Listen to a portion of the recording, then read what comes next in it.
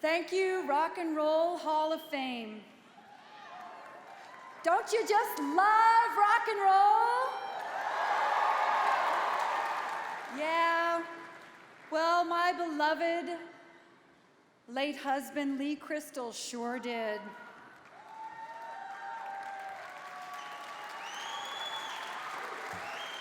He would have been very honored with this recognition. He really loved playing rock and roll music with these three, Gary, Ricky, and Joan.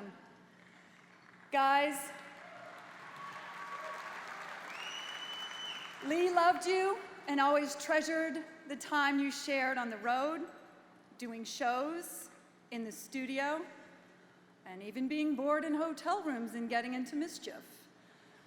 But mostly collaborating on and creating some really great music together. Joan, Lee was so gratified to be with you on the stage.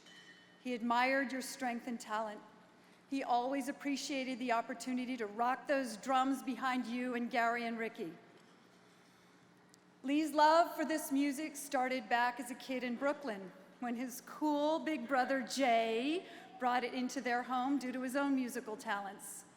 Thanks, Jay and Janice, for all of your support. Thanks, Sookie and Harold Sackett, Lee's folks, for being supportive parents as Lee banged away on his drums in their small apartment in spite of neighbors' complaints to develop into the skilled drummer he was determined to be. Lee found his way into the band Joan Jett and the Blackhearts via the late 1970s New York music scene of Max's Kansas City and CBGB's. He became a part of that scene and his reputation as a hot drummer grew. He joined the Blackhearts and began what was to be the amazing, exciting ride to the pinnacle of his music career. Merrill and Kenny Laguna, Lee would want to thank you both. You were woven into his heart. He'd want to also thank Eric Amble for sharing the crazy early days of this experience. And he had great affection for all the Blackheart family, all the road crew, office folks, and of course, the fans. Thank you.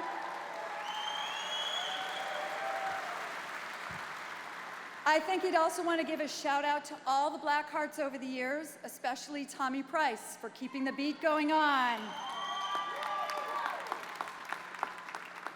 All of this was hugely important to Lee, but as life laid out different chapters for him, one came along that topped all of this, being a father to our sons, Sean and Cameron. Guys, Dad loved you so much and was so proud of you. You know how thrilled he is to have you here tonight, taking it all in for him. Lovers of rock and roll, the next time you hear that iconic drum beat, you know the one that kicks off I Love Rock and Roll, and you lean over to crank up the volume, you'll know that's Lee, a rocking drummer grooving with a real rock and roll band, Joan Jett and the Blackhearts. Thanks again.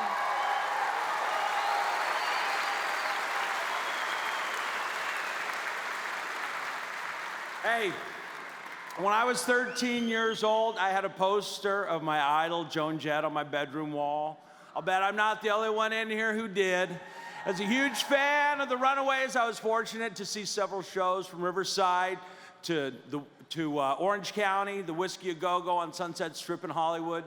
I have a fond memory of, after one of those gigs, presenting to Joan a leather belt on which I had hand-tooled the Runaways logo and two little guitars with my Tandy leather kit. Who would have ever guessed that just 2 years later, I would show up to answer that infamous ad in the LA Weekly. Joan Jett is looking for 3 good men.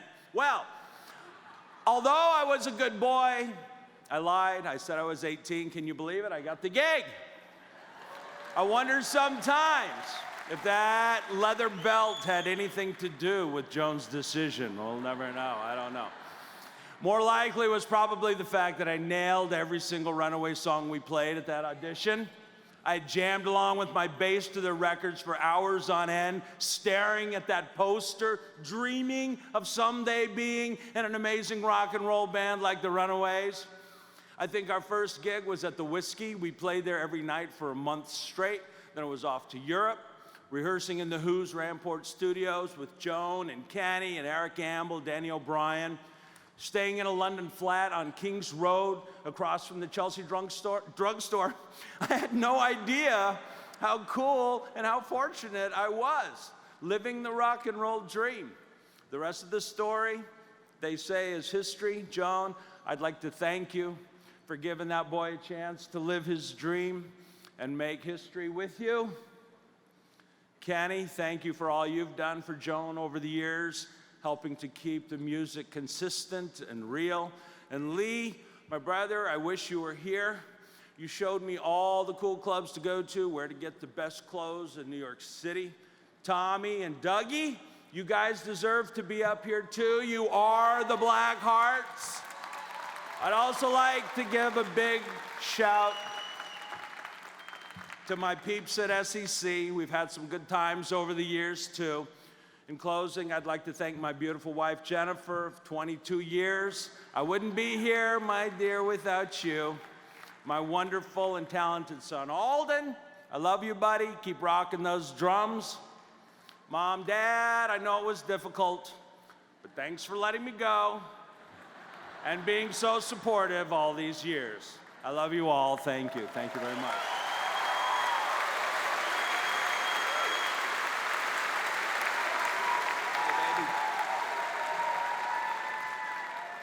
Hello, baby. I've been waiting for you. Let me clarify one thing, Miley. We all wanted to fuck Joan.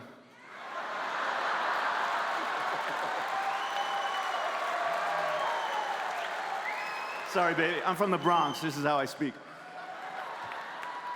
In 1965, I watched two bands on The Ed Sullivan Show that would forever change my life. The Beatles and the Rolling Stones. Even at the tender age of 9 years old, I absolutely got it. One, they looked like I felt. Two, the girls were screaming. And three, and most importantly, Ed looked completely confused and horrified. The next day, I asked my mom for a guitar. About a week later, she brought me home my first acoustic. That guitar now resides in the Rock and Roll Hall of Fame.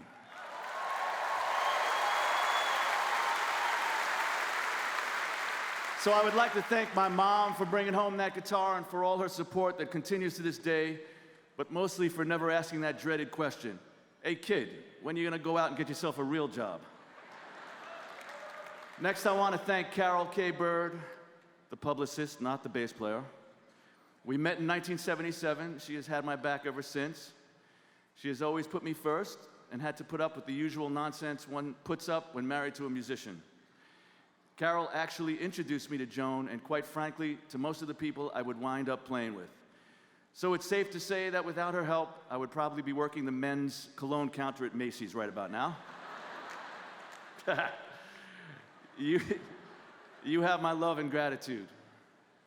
A big thank you to our 13-year-old daughter, Frankie, who was truly not impressed by any of this. She did ask if this meant she could now meet Iggy Azalea, for which I replied, baby, in my world, there is only one Iggy you want to meet, fucking Pop.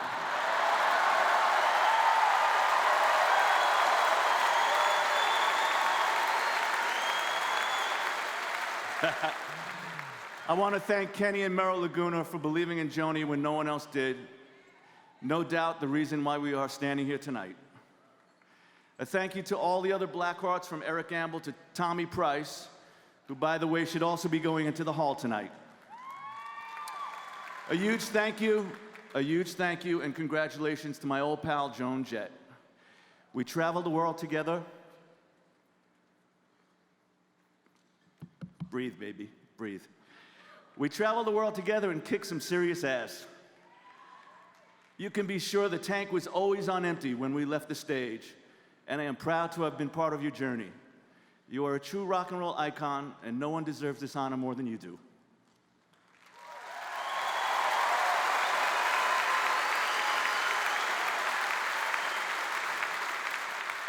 To the fans for remembering the core four, Joan, Gary, me, and Sweet Lee Crystal. We wish you were here with us tonight, my brother. Thank you all for this wonderful honor, and I am truly humbled. Let me end this with the eloquent words of Mr. Chuck Berry. Hail, hail, rock and roll.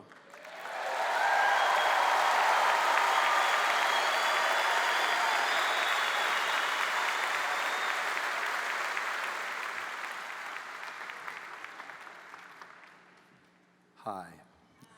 I first want to thank the amazing Steve Van Zandt for being our friend and advocate.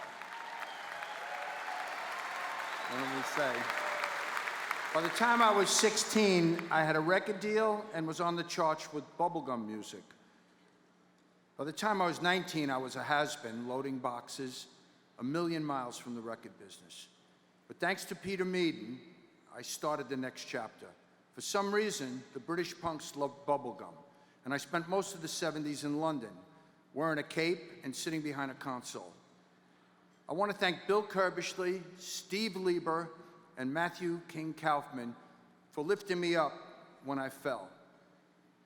Toby Mamus had a vision. He wanted me to meet Joan Jett and help finish the final Runaways tracks. I didn't see the point, but Merrill, my partner in business and life, said she'd been reading about Joan and thought she was going to be significant. Without Merrill's encouragement, that seminal moment would not have happened. Thank you, Merrill. Joan walked into the room at the Riot House, and I just said, wow, what is this? She was strong, talented, and musically self-possessed. Joan is the purest person you could ever meet. She walks it like she talks it. No separate public persona and private persona. Just the real deal, 24/7. Joan Jett is rock and roll.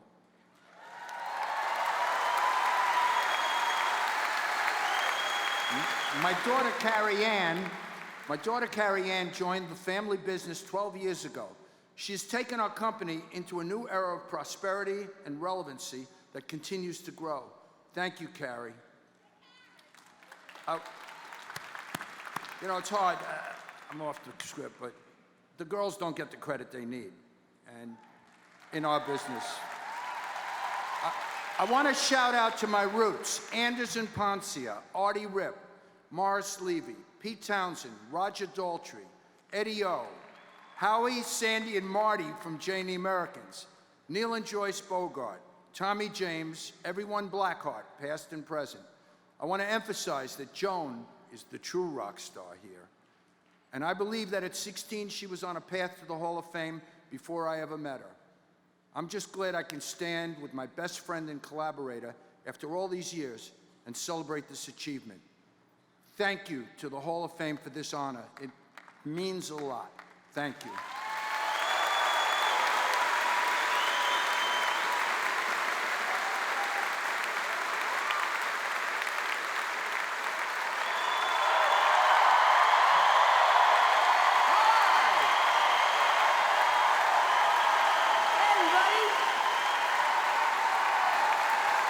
Wow, that's crazy, man.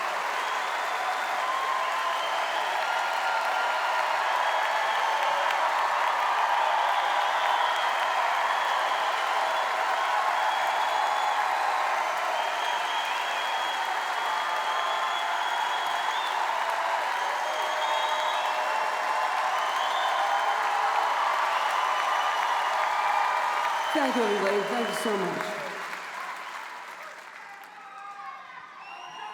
I was really going to try not to cry and be tough, but that's a little overwhelming there. Thank you very much.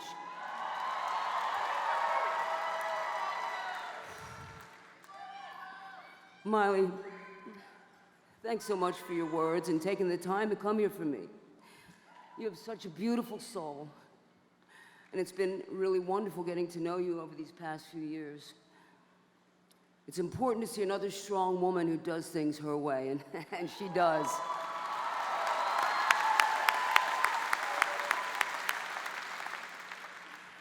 First off, I really want to acknowledge my parents, Jim and Dottie, who can only be with us in spirit, which I know they are.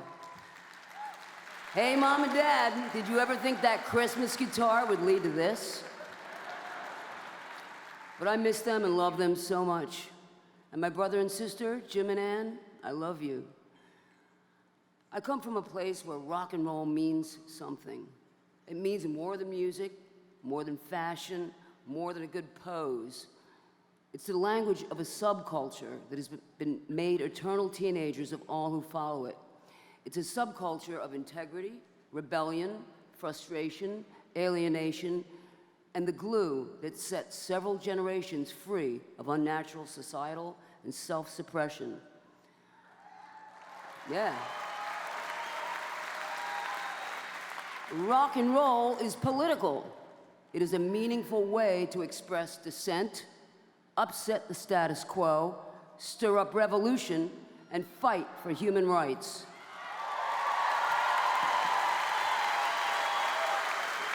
Do you think I'm making it sound more important and more serious than it is? It's only rock and roll, right? Rock and roll is an idea and an ideal. Sometimes, because we love the music and we make the music, we forget the political impact it has on people around the world. There are pussy riots wherever there is political agitation.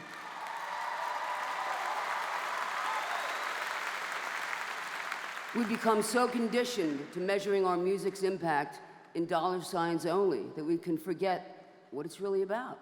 The music, emotion, expression, giving a voice to those who aren't satisfied fitting into whatever box they were given. Rock and roll ethic is my entire life, and I'm thankful to all the people along the way that let me be me. When I was 16, I met Kim Fowley and Sandy West. I took 4 buses to get to Sandy's house so we could jam in her rec room. And then we called Kim on the phone and played him some songs, and the Runaways performed that day, August 5th, 1975.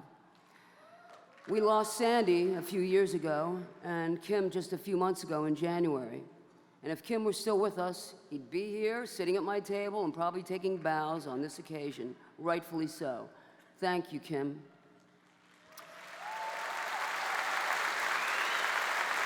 Because if we did nothing else but write Cherry Bomb, it would have been great. But we made some history. Thanks to my co-conspirators, Sandy, and all the Runaways who shared this unique and unrivaled perspective of rock and roll. Mickey, Cherie, Lita, Jackie, Vicky, Laurie, and Peggy. And our dedicated and hard-working road crews.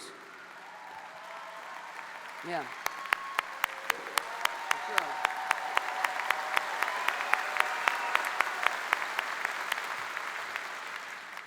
And after the Runaways, I met Kenny Laguna to work on a previous project that I had committed to. And his wife, Meryl, had encouraged Kenny to meet with me as she had read about me and thought I was significant.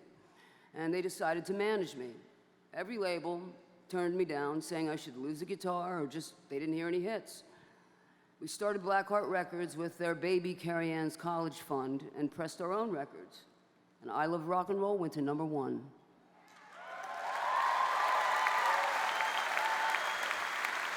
Thank you. And Blackheart is now 35 years old, and it's a growing entertainment company headed by the same Carrie Ann, whose college fund was its seed money. It's karma. Yeah. She has reinvented Blackheart, but has kept our mission alive. Thank you, Carrie Ann, and thank you, Meryl.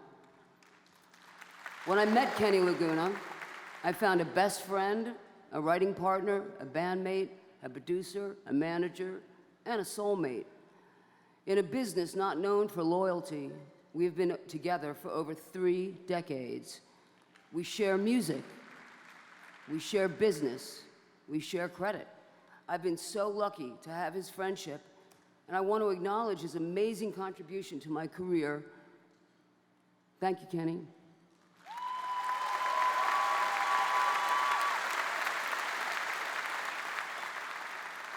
Yeah, in London, at the start of my solo career, Pete Townsend said to Kenny and me, "Go see Bill. You don't have to pay us now." Bill Curbishley and The Who let us record at their Ramport studios. It was all magic, the work, the scene, the creativity. This gave us the ability to build the buzz and mystique that is so critical to rock and roll without anyone's interference. Kenny reached out to his friends Neil and Joyce Bogart to help put out our record.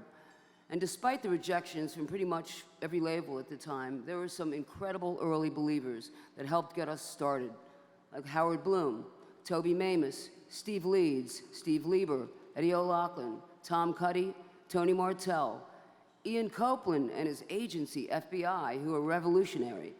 The FBI guys like John Huey, who still is our agent, and Rick Shore worked hard for us, and I'll never forget. There have been so many people along the way that have been advocates and friends throughout my career. I want to thank Little Steven and Dave Grohl.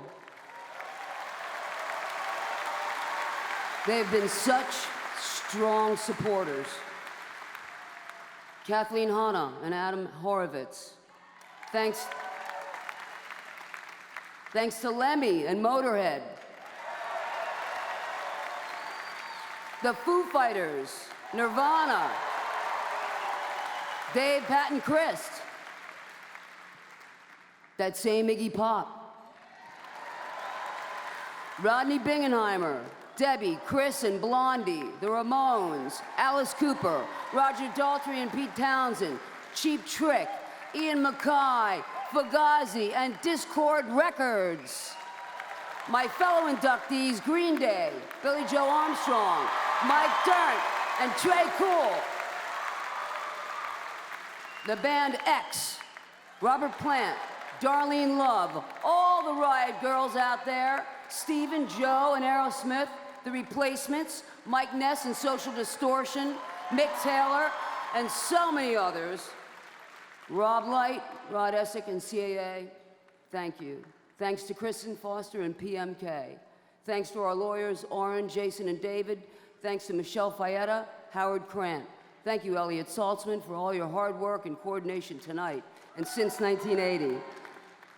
Julie Rader, Carol Kamen, Cookie, Elise Indri, Paul O'Neill, Mike Winter, Steve Hobble, Mark Bridie, Mark Dodson, Carol Kay, on all past and certainly our present team at Blackheart Records, Max, Gabe, Hubert, Caroline, Curtis, Davey, and Cynthia. Thanks to all the Blackhearts throughout the years, especially the great Tommy Price, who for 32 years has been the heartbeat, the pulse, the roaring propulsion of this band. Tommy should have been inducted with us tonight, and I want to recognize him in front of you all now. Once again, Tommy. Love you, man.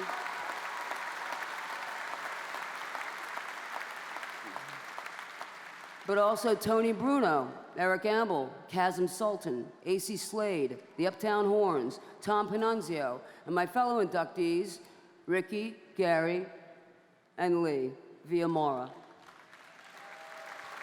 And of course, the current Blackhearts, Tommy, Kenny, Dougie Needles, and Hal Seltzer, and my crew, Billy Crater, Ed Sargent, Zach Nagy, Brandon Southern, Annie, and Beef. I want to thank the Hall of Fame, Joel Perezman, Alex Coletti, Lisa Testa, Betsy Hill, John Landau, and Jan Wenner. Thank you, everybody. Thank you so much.